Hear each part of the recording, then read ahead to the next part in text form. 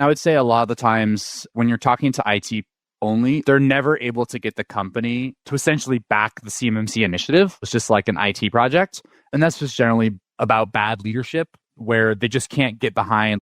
Welcome to Trust Issue by BEMO, the podcast where we go beyond checkbox compliance and get real about security. In every episode, we will break down what's happening in the world of CMMC, cybersecurity, and GRC, straight from the people building, auditing, and living it. Real conversation about real security. Hello, everybody. Welcome back to Trust Issues. Today, we're bringing back Cindy Oliveto, our Senior Director of Operations, to talk about mock audits, kind of what they are. Should you do them? Should you not do them? Some clients are doing them. Some clients are not doing them. What does that look like? And some auditors are doing them and not all auditors are doing them. So we're kind of talking everything mock audits today. So I thought, Cindy, we'd kind of open up with something very broad. Just what is a mock audit? How is it different from the actual CMMC Level 2 certification?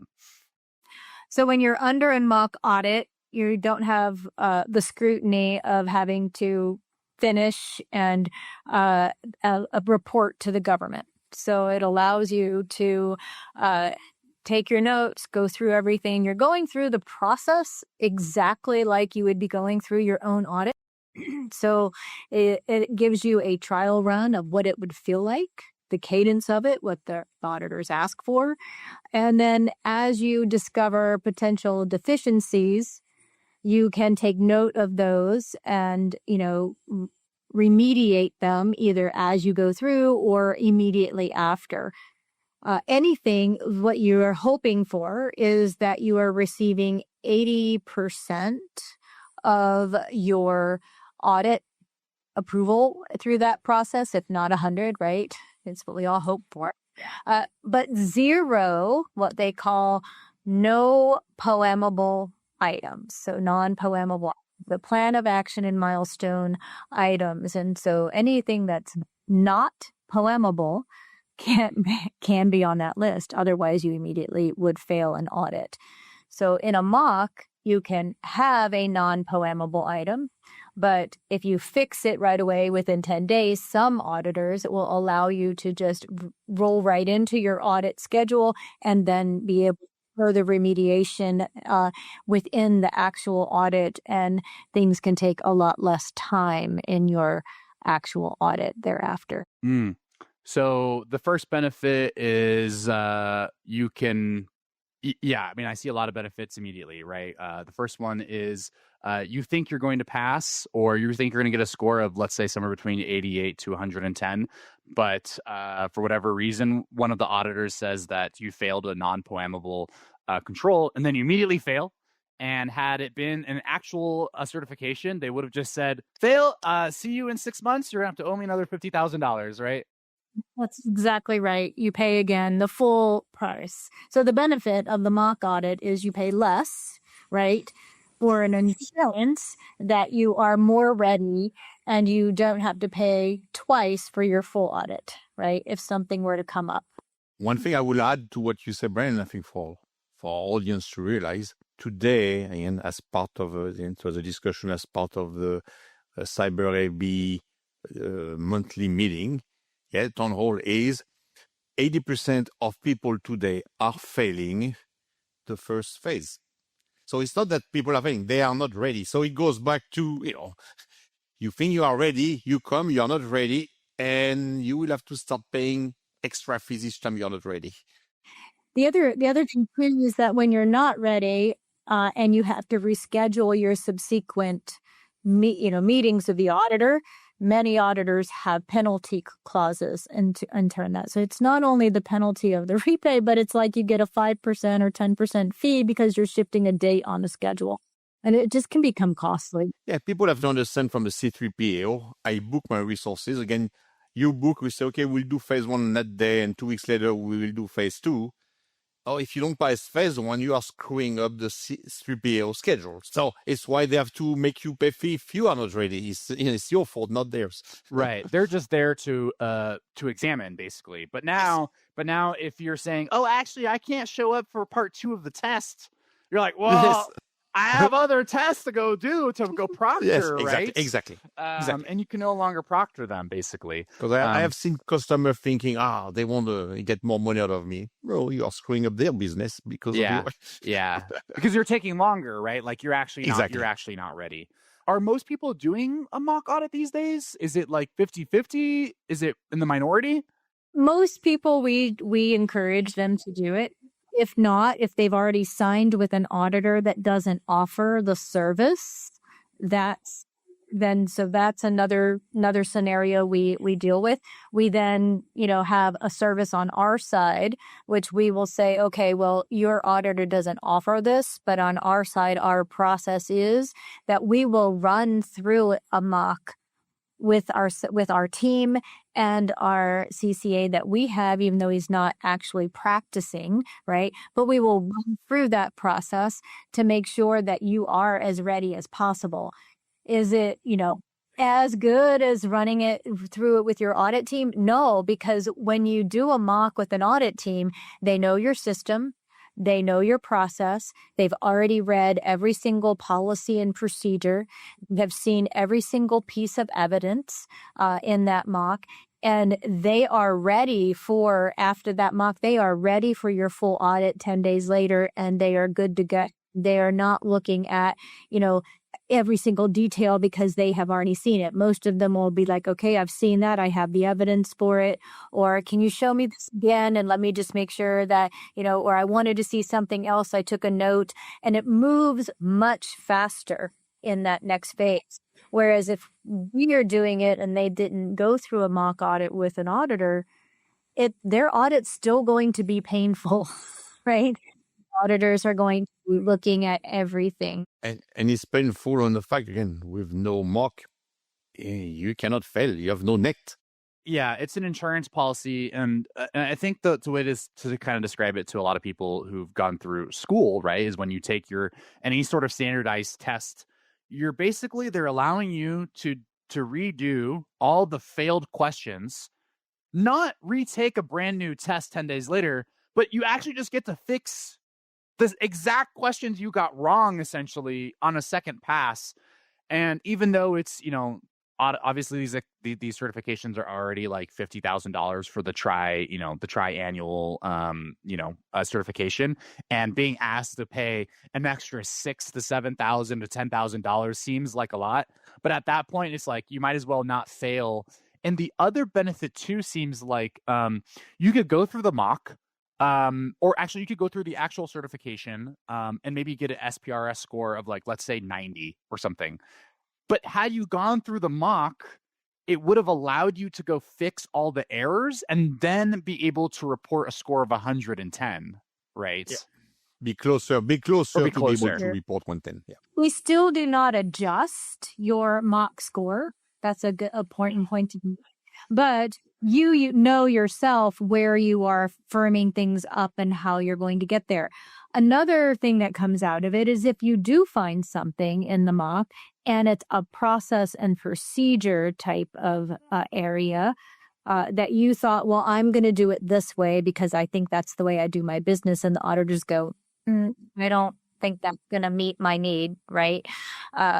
You will be rewriting that process, internally. And it could be an internal tool. It could be an internal process. It could be something else, right? We feel pretty confident in our security processes and the way that we have them because they've been through, the CMMC certification. They've passed through audit, and we know that they work. And so we try to keep those consistent with our customers on our side of the fence.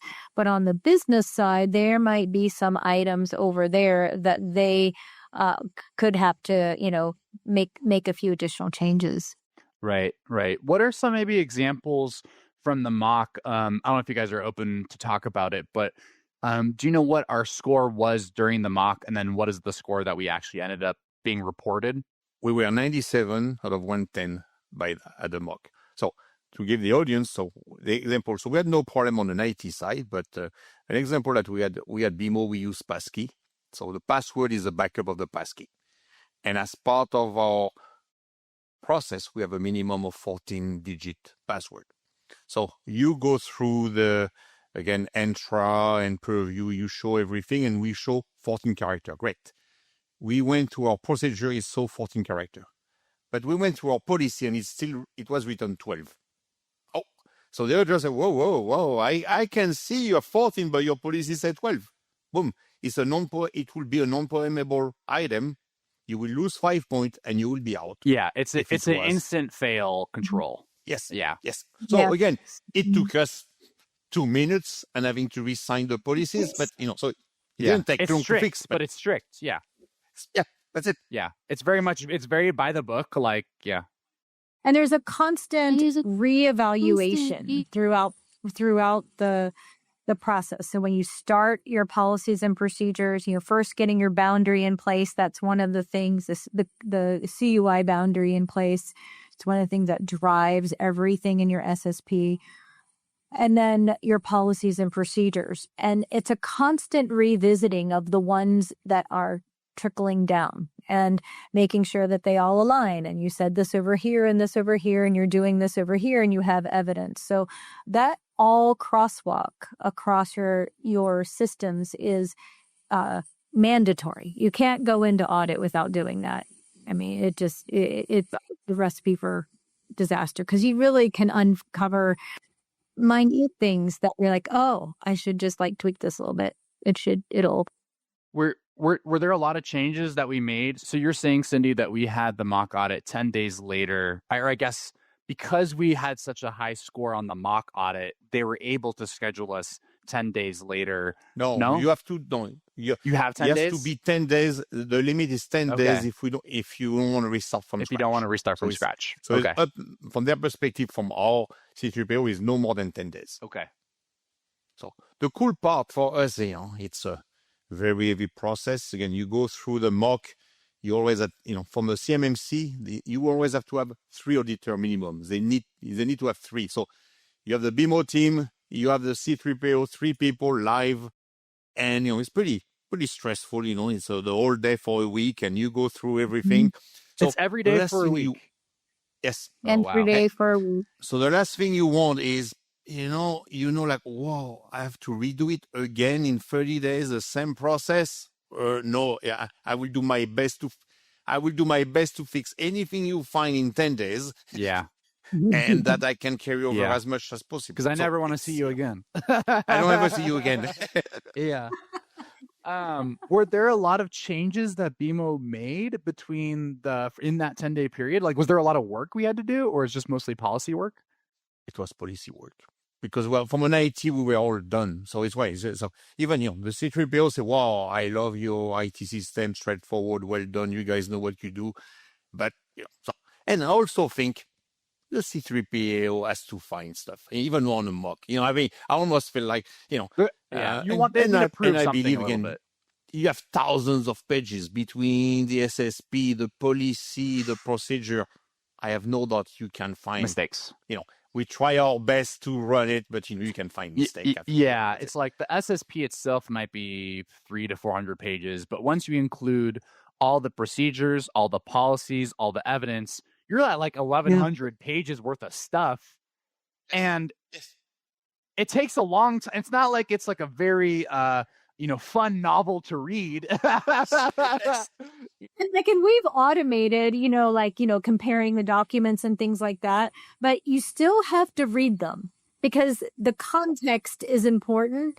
And no matter what kind of automation you're employing, it's not going to get 100% in all cases. Right. And if you're going to make references, if you're going to make references on page 900 to page 3, you better have read page 3 to make sure. And so a lot of it seems like it's very time consuming because you're making sure all the references are correct, right? Yes. Right. Yeah. And and policies connect to one another. So, if you say we developed a process for how we are going to do our internal POAM and risk management, right? As part of this whole ecosystem. And so what was apparent to us is that, gosh, we have to operationalize this. We have to put a system in place. We don't want to have anything randomly stored in a document or anything like that. So we work solely out of our ticketing system. And so making sure that what we defined as to how we would create the POAM entry in our ticketing system, how we would create the risk, how we would link them together, then how we would create the report views and then review them in our CAB process, right? All of that had to be documented in our procedures, right? And anywhere that we referenced it had to also be documented the same way, right? And so that was a new item for us as to how we operated.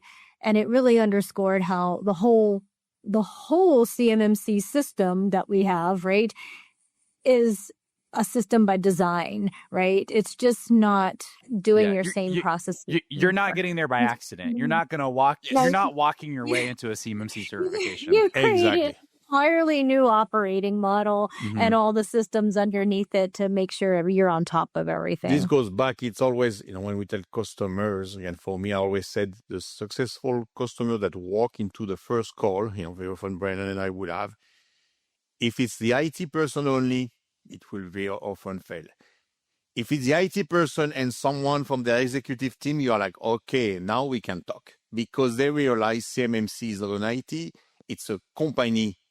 Yeah, and I would say a lot of the times when you're talking to IT only, like they're never able to get the company to essentially back the CMMC initiative because they're just like, oh, it's just like an IT project. I feel like it's generally about bad leadership, generally. Where they just can't get behind we have to do this. It's going to be $500,000 to finally comply with DFAR 7012 that we haven't been doing for the last 10 years. And then also doing all this stuff, right? Internal audits, external audits, and everything. So yeah, it amounts to a lot. And the IT person, the sysadmin is not going to corral everybody to go do all those things, right?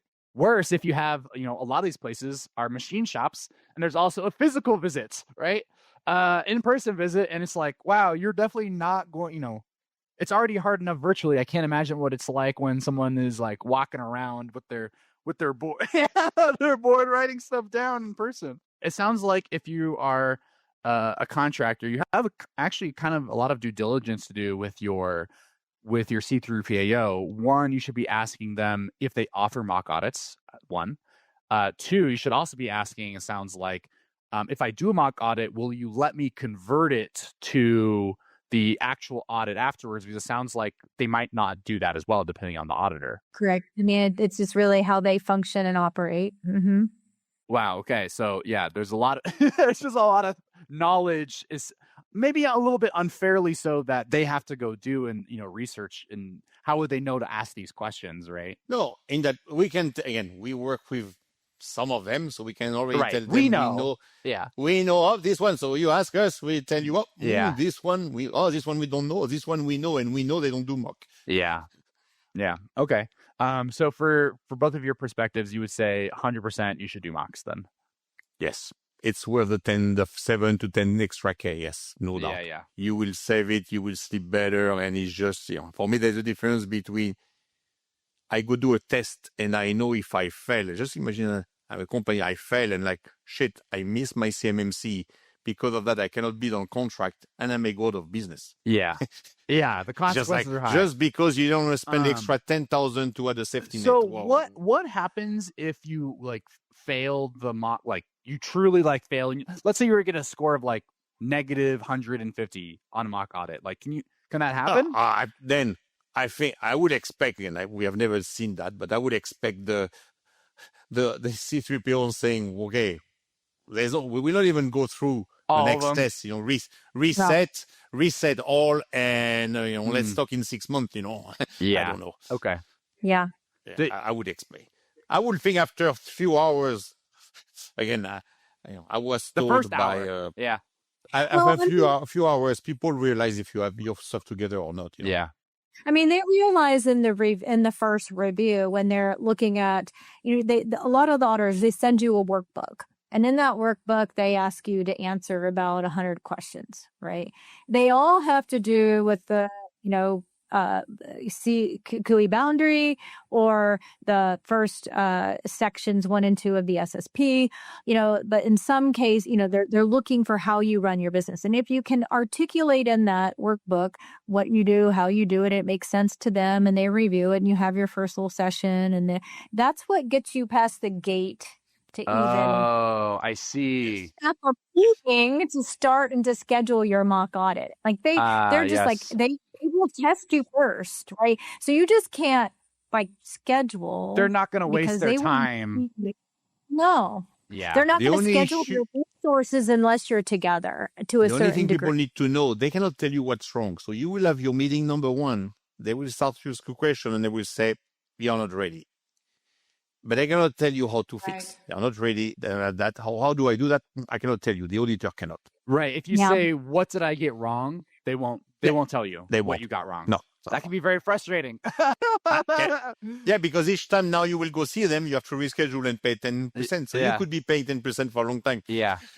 Yeah. Okay. And then the auditor will feel like, "Oh, those guys don't know what they are doing." I mean, it's kind of, there's a little bit of the first impressions, right? Like if you seem really organized, and obviously they're not going to be lighter on you, but whenever you have a good impression of someone, you have a little bit of bias where you're like, "Oh, I know what they're doing," versus if you're wasting my time and now this company or client has a reputation of being a bad client or not organized, you're like, "All right, I really have to look into this."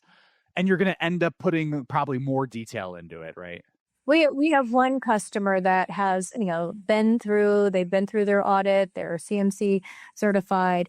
They have a wonderful internal process in terms of their own CAB process weekly. They meet on their POAM and their risks and other items with their internal team. And they invite us, they'll intend to invite us to the table there from the IT side. And it's a great cadence of working. They really understand what it takes to manage CMMC in their business environment and engage all stakeholders, right? Many of our customers haven't matured to that level yet. They're like, we're walking them into this process and we're determining, okay, how much do you want to run and own? How much do you want to? Some of our customers have their own RPO and that will manage the POAM, manage the risks and all. And we feed them our operational information and, sync with that person and make sure they have everything they need. Some of our customers are like, "No, you guys do all that." Okay. But it really doesn't change the customer responsibility. They still have to be at the table. It's just different sorts doing it, right? So it's not like the responsibility changes, right? Or in terms of what you have to do. It's just who is doing it, right? But you still have the stakeholders that have to abide by the process, have to participate together, have to be involved, because theoretically we aren't deciding on their behalf. They are. We are just surfacing the information they need to know, and then decisions are made and they are the approvers of those decisions. Again, for me, it's they have to understand, again, you want to be CMMC, it's going to change. It may, for many of our customers, change the way you run your business. And it's why it's a company decision, because you like it or not, is how you will have to do it. We, BEMO, will help you, but we cannot make you change your mind. If you don't want to do it, you just want a checkbox. It really is a company or like just a maturity thing. Whether, you're a parent trying to tell your kid to do their homework, and it's like, if you're going to make us be the parents and have to nag you, like it's just not going to work. You yourself have to be like, I am going to be an A+ student, right? Like I am going to do the work myself. I'm going to study from this time to this time and like do all that stuff, right? Right. Or I'm going to be the responsible parent. Yeah. Right? Yeah. And I will work with you, teacher. We'll work together. Yeah. But at the end, I cannot force your kid to do it. Exactly. Only you parents. So it is the same. Yeah. I like your analogy. It's the same thing. Yeah. But I think people very often they call BEMO and can you raise my kid? Yeah. Can you raise my kid? Exactly. Yeah. I will not be there. I will not make a decision. I let you be, I want you to be at the audit with me. If nothing fails, I did a great job. If it fails, I think BEMO, you screwed up. I'm going to give you some money. I'm not going to help you. Just give me the piece of paper. And it's just like, you will fail. Exactly. 100%. Yeah. 100%. And the thing is, like, you can tell from the very first meeting with the client. And I'm sure the see-through PAOs can also tell from the first meeting with the client of just like, these guys are just not going to get through it, you know? Yes. Yeah. We had a call. Of a customer said that they were going to call back their C3PO because they are pissed at them because, they are not able to pass phase 1. I don't understand, And when we talk to that person, we are like, and we open the hood, we are like, of course, no way. The C3PO cannot tell you why, which is the reason why you can be pissed at him as much as Yeah. We can tell you why, and you don't want to listen why you're not failing. Yeah, I remember he couldn't pass phase 1, and he was even thinking about going to another C3PAO because he couldn't pass phase 1. And while he was sharing his screen, you could see an Excel spreadsheet with all of the passwords in the company in clear text. And I remember just being like, hey, like, I'm just telling you that, like, that's not going to pass. And he's like, well, I'm not part of the audit.